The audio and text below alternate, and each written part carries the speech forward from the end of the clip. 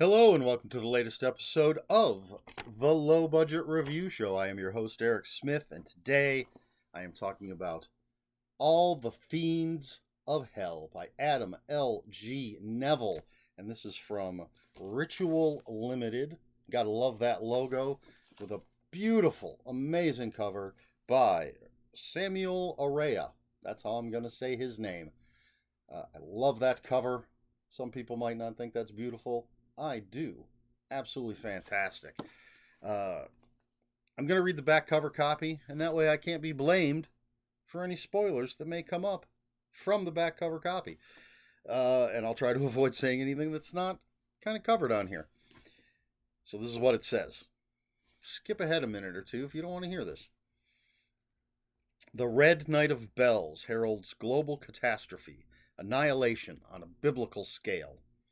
Seeing the morning is no blessing. The handful of scattered survivors are confronted by blood-red skies and an infestation of predatory horrors that never originated on Earth.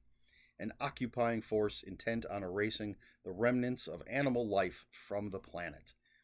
Across the deserted landscapes of England, bereft of infrastructure and society, the overlooked can either hide or try to outrun the infernal hunting terrors until a rumor emerges claiming that the sea may offer an escape. Ordinary, unexceptional, directionless Carl is one of the few who made it through the first night. In the company of two orphans, he flees south, but only into horrifying revelations and greater peril where a transformed world and expanding race of ravening creatures await. Driven to the end of the country and himself, he must overcome alien and human malevolence and act in ways that were unthinkable mere days before. There you go. For the too long didn't watch folks, 5 out of 5 stars. I absolutely loved this book, and as soon as I finished it, I posted on Facebook saying, holy shit, this may be the most terrifying book I have ever read. Absolutely stunning. So it starts with Carl. Carl is the POV character. It's in third person, but Carl is the one we're following the entire story. There's not a scene that he's not in. And it starts with him in bed with a fever on the night of, what do they call it? The Red Night of Bells is what it says on the back cover there. And so we experience what he experiences on that night, and then from that point on, it is just a chest tightening, horrifying, tense, suspenseful ride from start to finish. It takes a few pages to get going because we've got to, with Carl, we're experiencing the new status quo in the world, learning what it is, discovering or trying to discover the mysteries of what has happened while he was laid up in bed on the Red Night of Bells. But even though it's Adam Nevill sort of building a new world on top of the old, essentially, and but it even though it takes a little while after that first part to really start moving, because we're tentatively stepping out into this world with Carl, it's never boring. It's again, he's building everything.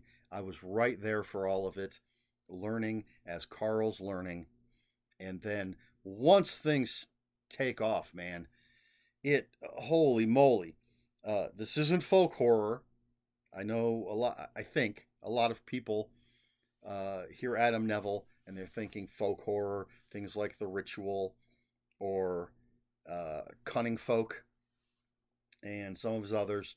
But that's not all he does. And this certainly is not folk horror.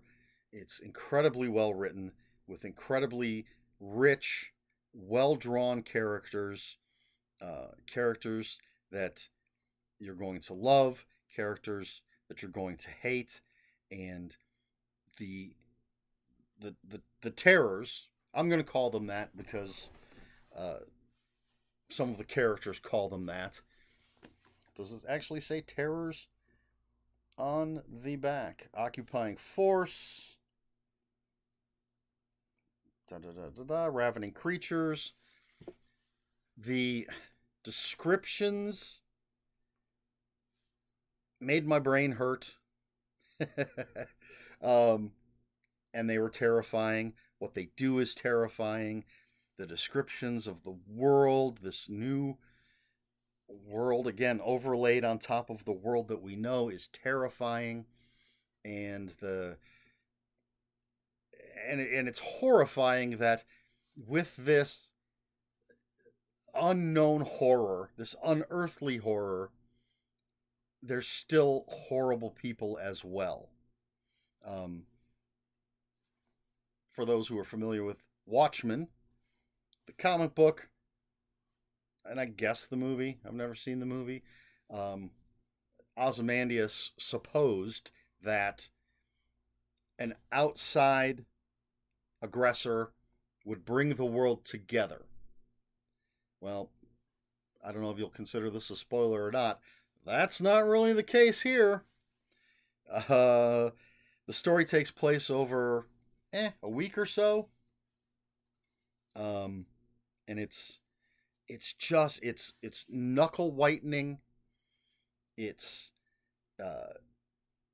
steals your breath, and as I got immersed and I was reading and I'm caught up in all of it, and I could feel, like I said, I could feel my chest tightening.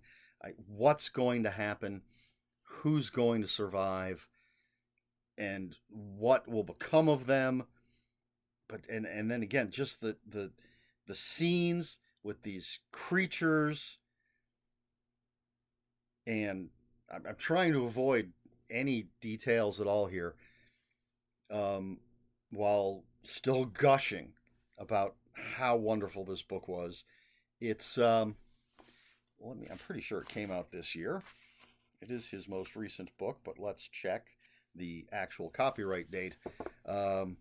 It's going to take a lot to knock this off out of my top 5 for the year. And again, I'm one of those people. I don't get scared when I watch horror movies. I do try to like just immerse myself in it, and I can feel some tension. And of course, there are jump scares. Sometimes, if it's a really good jump scare, yes, I'll jump. But I'm not. I don't feel terror when I'm watching a movie. I try to immerse myself so much that I can simulate the feelings of again, the tension and things, if that makes sense. You know, I'm not watching a movie and thinking, oh my god, werewolves are going to get me.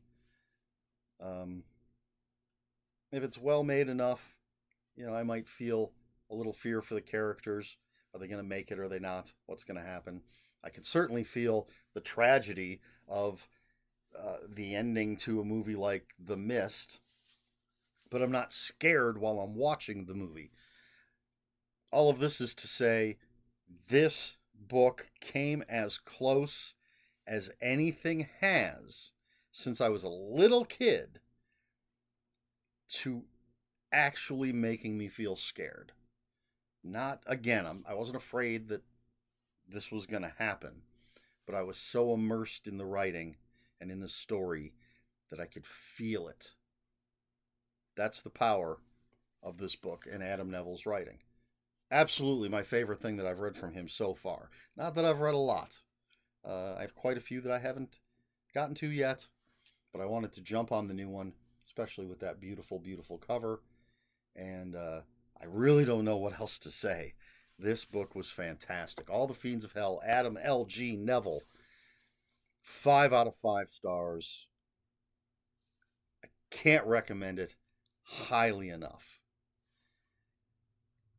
Question for this video: what is the scariest book you have ever read, and or the scariest movie you have ever seen? For me, well, right now, I would say this is the scariest book I've ever read.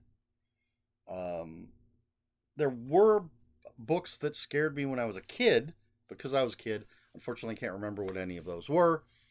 As far as movies go, again, when I was a kid, there were plenty of movies that terrified me.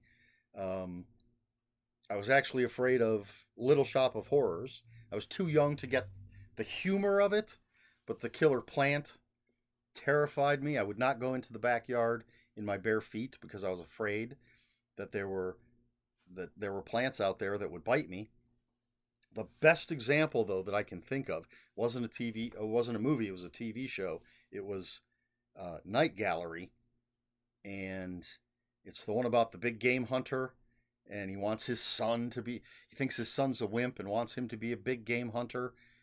And I'm not going to tell you what happens, but I was a young child. We were visiting friends of my parents. They had kids we were friends with, and uh, the parents, the adults, wanted to watch Night Gallery. Thought it would be too scary for us kids, so they sent us upstairs to play.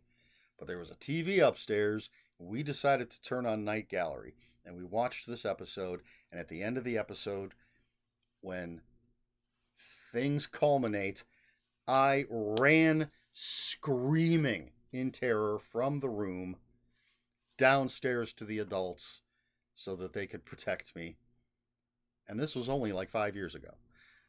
No, I don't remember how old I was. I was a wee lad, but I kind of miss that feeling. Not the outright pissy pants terror. I did not piss my pants. Um, but just sort of the ability to feel that when I'm watching a movie. Because as a kid, you don't know yet everything that's real or not real, and things are can be terrifying. Now, what's terrifying is our politicians and the things going on in the world. The real world is more terrifying than anything that we're reading, for the most part. But what about you? What is the scariest thing you've ever read? The scariest thing you've ever seen, fictionally speaking?